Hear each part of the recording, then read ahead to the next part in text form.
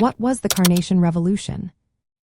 Have you ever wondered how a simple flower could symbolize a major political shift?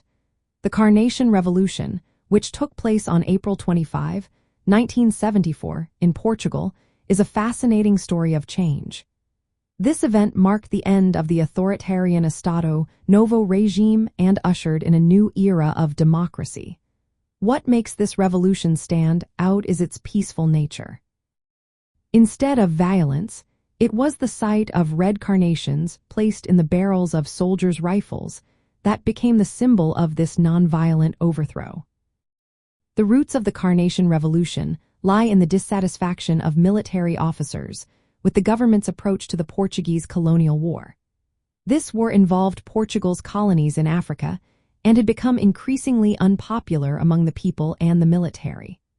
The Movimento das Forças Armadas, or Armed Forces Movement, was formed by these officers who wanted to end the war and push for democratic reforms.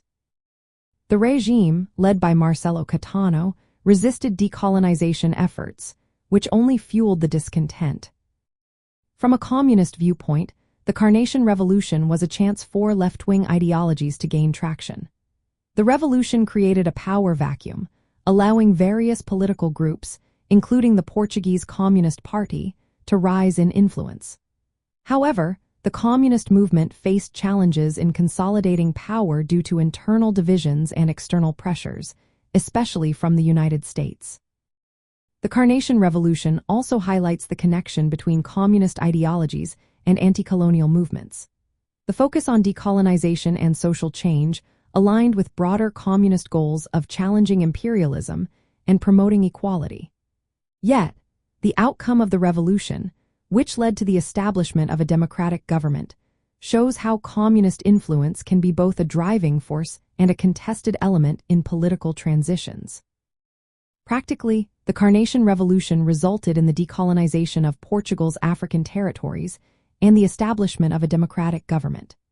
The period following the revolution was marked by political instability and power struggles among various factions, including communists. The counter-revolution on November 25, 1975, led by Mário Soares, ultimately stabilized the political situation by establishing a liberal democratic system. This outcome reflects the challenges faced by communist movements in achieving lasting political change amid international pressures and internal divisions.